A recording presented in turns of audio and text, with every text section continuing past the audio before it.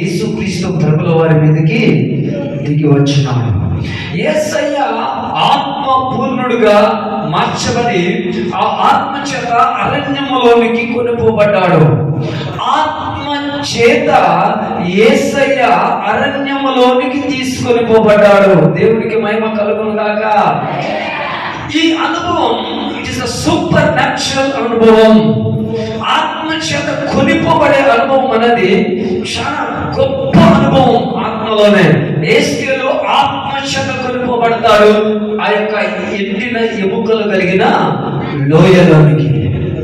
ఆత్మ చేత కొనిపోబడే అనుభవం చాలా శ్రేష్టమైన అనుభవం. పాత నిబంధన భక్తులందరూ చాలా మట్టుకు ఆత్మ చేత వారు నడిపించబడ్డారు. దేవునికి మహిమ కలుగును గాక. అటువంటి నడిపింపు మనకు వచ్చును గాక. పరిశుద్ధాత్మ రీతిగా మనం నడిపించును గాక.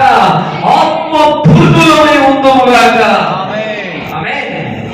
చూడండి, అరణ్యములోనికి పరిశుద్ధాత్మ దేవుడు యేసుక్రీస్తు ప్రభుల వారిని తీసుకుని వెళ్ళినాడు. ఎందుకొరకు అంటే అపవాది చేత శోధింపబడుట కొరకనే. మత్తయి సువార్త 4:1 ఉంటుంది. అపవాది చేత శోధింపబడటానికి పరిశుద్ధాత్మ చేత యేసుక్రీస్తు ప్రభుల వారు అరణ్యానికి కొనుపోబడతారు. ఆ దినములలో అపవాది యేసయ్యను శోధిస్తా ఉంటుంది. అప్పుడు యేసుక్రీస్తు ప్రభుల వారు ఏం చేసినారు చూడండి. ఆ దినములలో ఈ లోకస్వార్త 4:1 రెండవ వచనం చూడండి. అపవాది చేత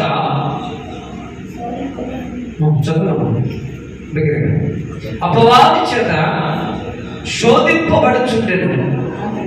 ఆ దినములలో ఆయన ఏమీ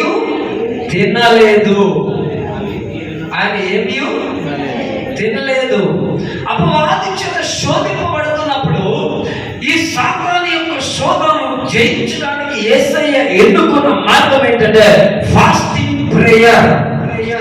సాతాను యొక్క శోధనను జయించాలి అంటే మనకు ఉపవాస ప్రార్థన కావాలి. ఉపవాస ప్రార్థన లేకుండా మనము సాతాను శోధనలను జయించలేము. మనం సాతాను తీసుకొని వచ్చే శోధనలను జయించాలి అంటే మనం తప్పకుండా ఉపవాసము ఉండి తీరాలి. ఆమేన్, హల్లెలూయా. అపవాది అనేక రకాలైన శోధనలను మన ఎదురుకు తీసుకొని వస్తాడు. సారా తాగమన్నాడు, శోధన.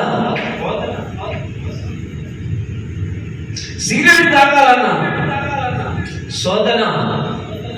బీడీ తాగాలన్నా శోధన. ఫోటోగ్రఫీ చూడాలన్నా శోధన. వ్యభిచారం చేయాలన్నా శోధన. దొంగతనం చేయాలన్నా శోధన. సినిమాలు చూడాలన్నా శోధన. సీరియల్ చూడాలన్నా శోధన. పాపము చేయాలన్నా శోధన. అపవాది అనేకమైన శోధనలు విశ్వాసి ఎదుట, దేవుడు నమ్మిన బిడ్డల ఎదుట తీసుకొని వస్తాడు. ఈ శోధనలో కనుక పడిపోతే మనం పాపులుగా మార్చబడతాం. ఈ శోధనలను జయించాలి అంటే మనం తప్పకుండా ఉపవాసం ఉండి తీరాలి. ఉపవాస ప్రార్థన లేకపోతే ఆత్మలో జీవం సలారిపోయినట్లే. ఒక వ్యక్తి ఉపవాసం ఉండలేకపోతున్నాడు అంటే భ్రష్టత్వపు ఆత్మ పట్టింది అని అర్థం. ఒక వ్యక్తి ఉపవాసం ఉండడానికి ఇష్టపడలేదు అంటే ఆ వ్యక్తి ఆత్మలో చచ్చిపోయినాడు. చాపక నీళ్ళు అవసరం, విశ్వాసం ఉపవాసం అవసరం. ప్రతి ఒక్కరికి, దేవుడు నమ్ముకున్న ప్రతి ఒక్కరికి ఉపవాస ప్రార్థన అవసరం. ఉపవాసం ఉండకపోతే మనం సాతాన్ని జయించడం, శోధనలు జయించడం, పాపాన్ని జయించడం. మనకి ఉపవాస ప్రార్థన కావాలి. ఉపవాస ప్రార్థన చేయాలి. ఉపవాస ప్రార్థన బలమైన శక్తి పొందుకోవాలి.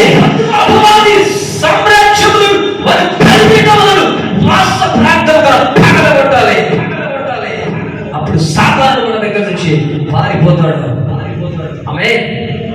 మహిమ గల అనుభవాలు నిలబడాలి. కనుక సాతాను శోధనలను జయించాలంటే తప్పక మనకి ఉపవాస ప్రార్థన కావాలి. చాలా మంది ఉపవాసం ఉంటామంటారు కానీ ఉపవాస ప్రార్థన చేయరు. నిరాహార దీక్ష చేసినట్లుగా ఉంటారు. ఉపవాసం ఉన్నమంటే మోకాళ్ళ మీద ప్రార్థనలో ఉంటే గంటల తరబడి శక్తిని పొందుకోగలుగుతాం. వాక్యాన్ని ధ్యానిస్తూ ఉంటే ప్రభావాన్ని పొందుకోగలుగుతాం. హల్లెలూయా, హల్లెలూయా. ఉపవాసం ఉండి యెహోవా ధర్మశాస్త్రాన్ని దివారాత్రములు ధ్యానించినప్పుడు మనము మన మార్గాల్లో వర్ధిల్లుదాం. యెహోషువను దేవుడు సేవకు పిలిచి యెహోషువతో దేవుడు మాట్లాడతాడు, నీవు ఈ ధర్మశాస్త్రాన్ని బోధించటకు తప్పిపోవడము. దివారాత్రము ఈ ధర్మశాస్త్రాన్ని ధ్యానించిన యెడల నీ మార్గములో వర్ధిల్లుతావు. నీకు ముందుగా నా దూత వెళ్ళును, నీ మార్గం